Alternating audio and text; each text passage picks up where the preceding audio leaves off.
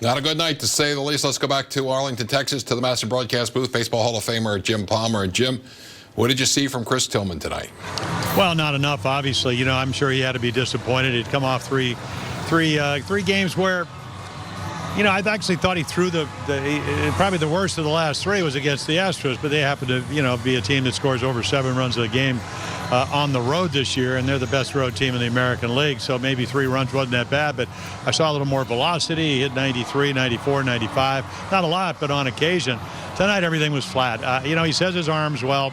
Not really pitching like it. You know, yeah, the walks hurt. You know, getting behind Andrus for the 2-run home run, all of a sudden it's 4-0. And, you know, Chris has been around long enough to know that when you pitch against Andrew Cashner, who he pitched against last time, and the only reason they beat him is because he held Texas to 1 run through 6.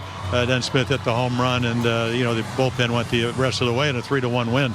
But you cannot beat Andrew Cashner, especially here at home. He's got an ERA of 2.50. We saw that today. The record was only 2-2 because they don't score a lot of runs tonight. They scored a lot of runs, and Tillman just wasn't very sharp at all.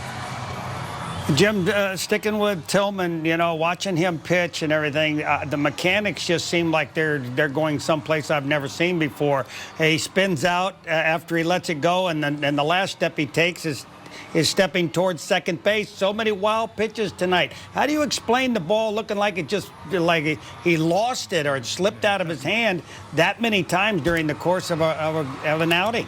Well, I think, you know, Rick, when you get rotary, in other words, like a merry-go-round, what do? Your shoulders go this way. When I'm over a Ferris wheel, I'm over my front side, you know, where your chin and your shoulder. So he's always been a little across his body. I think what's happened, what I really don't see is because of that, I don't see, I mean, Chris Tillman was always one of these guys who could backspin the ball, and he had a big overhand curveball. You know, when he tried to go up in the zone today, dropped his elbow, and again, that's because you're kind of getting underneath the ball. So, again, I hope he's healthy. I hope that over the next 2 months he proves that he can still pitch at this level because, you know, obviously this is not the Chris Tillman that we know. You know, he's a 13-game winner, a 16-game winner. Pretty much gives you a chance to win every time out, and that hasn't been the case this year. Well, Jim, as always, we appreciate your comments. Look forward to chatting with you tomorrow evening when the Orioles take on the Rangers in Game 2 of the 3-game series in Arlington.